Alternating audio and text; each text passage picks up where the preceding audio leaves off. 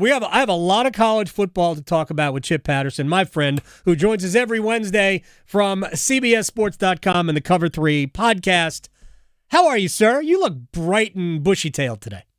Yeah, August, right? There's, I mean, you know, the football junkie in me just you flip the page and all of a sudden people are more interested in you. So you can't help but bring the best energy because all of the time that I spend in June and July talking about all these things and breaking down, establishing all of the analysis that's going to help power the demand that comes in August, it's like the calendar turns and people start knocking on the door. So it's a good time of year. All right, let's get a little football in. And before we get out of here, I will ask you about the lawsuit that has been filed against the PGA Tour by 11 players from the LIV Series led by Phil Mickelson.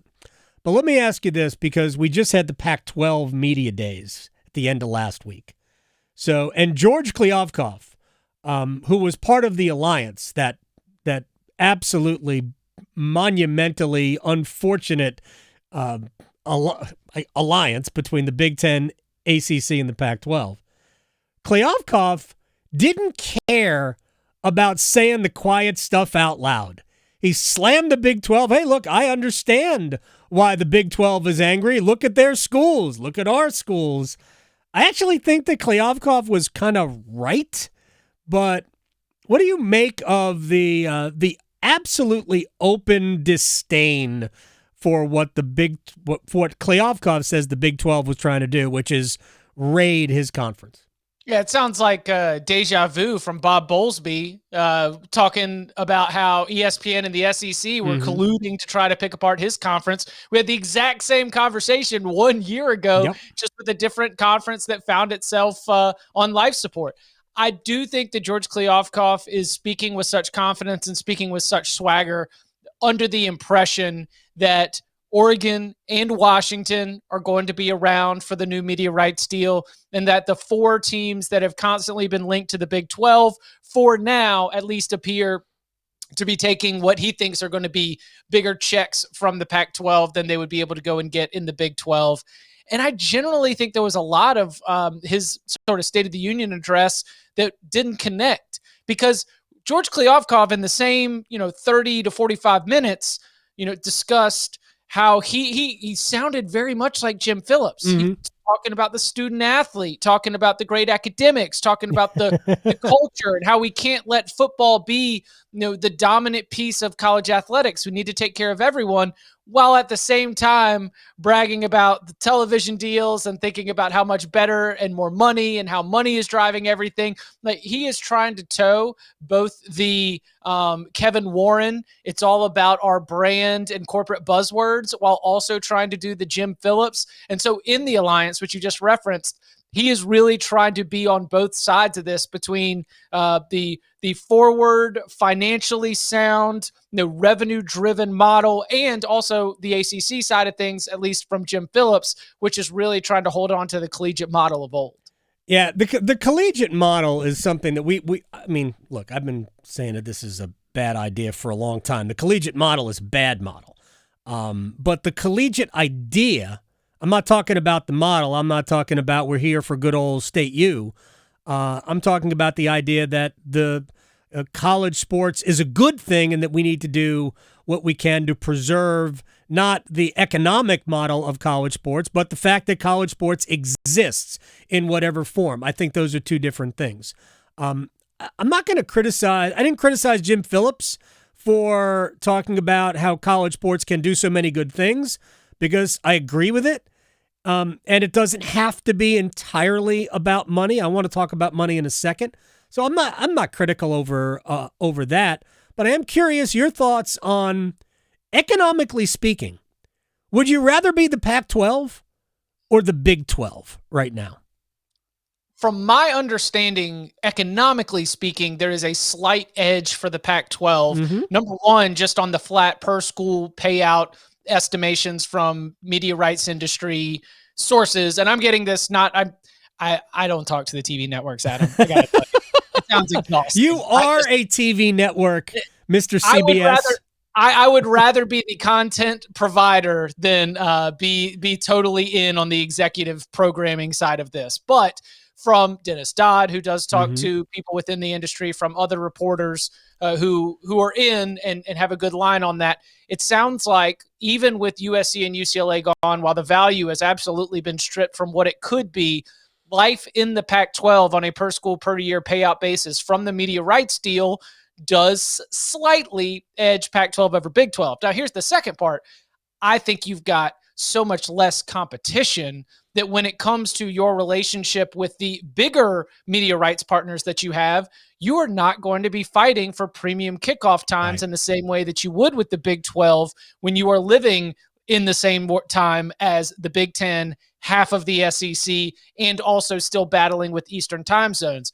That was one piece of George Kliavkoff's statement that he continued to come back on, where we in the Pac-12 are the premium place for college athletics west of the Rockies. And that's true.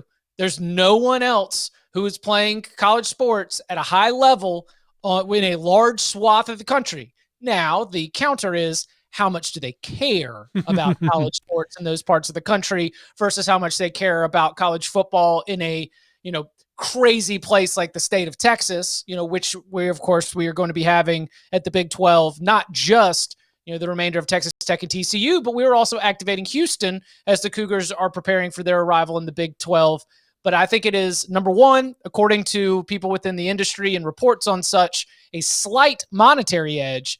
But in terms of overall, economically, the lack of competition that you have regionally does seem significant. Yeah, but look, I don't know where the Pac-12 is going to go. Is ESPN going to buy? Is Fox going to buy? Are we talking about streaming services? Are we looking, Apple's getting in really into it? Will Netflix? I mean, there's Google. There are so many options in terms of streaming services, but I keep looking at the fact that for the most part, with a couple of exceptions right now, for the most part, Pac-12 is in the Pacific time zone. And of the major conferences, they're the only, well, I guess the Big Ten is now too, but they're the only one there. So I think the Pac-12 has an opportunity. The Big 12 is in direct competition with, the other three major conferences, other than the Pac-12. I mean, and even if the Big 12 were to somehow convince Arizona and Arizona State to go, which I'm not sure they will, they're still basically competing with the SEC and in the state of Texas, the two biggest fish in that pond are in the Southeastern Conference.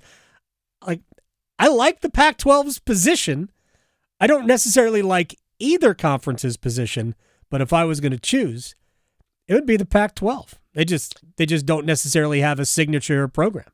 Yeah, the Big 12 was able to land premium kickoff TV slots only when they involved Oklahoma and Texas. You can catch your Oklahoma State Baylor game on FS1 at 3:30. You can catch Kansas State. Let's say into the future. Let's play it out. UCF's in town, and it's going to be UCF and TCU. Well, UCF and TCU, that is going to be deep on your cable package. Only Chip gets that channel when you look for what that Big 12 matchup is going to be. You will be live blogging it. It is going to be so much easier for the Pac-12 if it does have an ESPN, if it does have a Fox, to be all alone in that late time slot. And so I know that the Big Ten wants to be there. Listen, Kevin Warren has not been shy to say we look forward to putting our Big Ten properties out there on the West Coast, trying to grow the Big Ten brand, trying to get California, the state which produces more college graduates leave the state of California to go to another university than anywhere else in the entire country. Some of that's a numbers game just because there's so many people out there.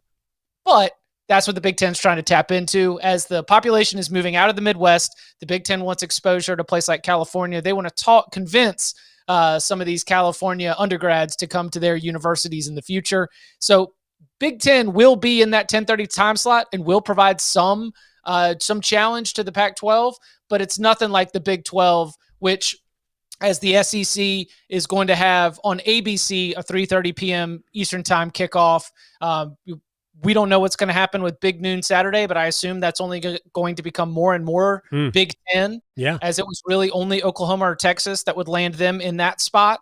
And you just start to see all the real estate get gobbled up for those 2 to 3 major time windows.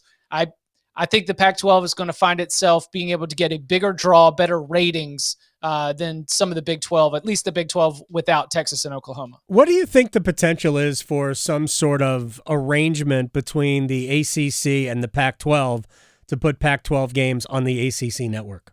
Well, then you just rebrand it, right? You kill off the way that I understand it is the game plan is you would kill off the Pac-12 network. You would hand over whatever infrastructure, whatever value there is to ESPN, allow ESPN to maybe rebrand the ACC network so that it is this coast-to-coast college sports network. You end up adding a ton of inventory for that channel from where it is just with the ACC, but then also you capitalize on the fact that the ACC network has national distribution and you're able to get a lot more money per subscriber on the West Coast than you are now, because right now, the money that you are getting with this national distribution includes very small amounts for places where there are not ACC schools. Now, all of a sudden, you've got the proximity to the Pacific Northwest. You've got some of those California schools.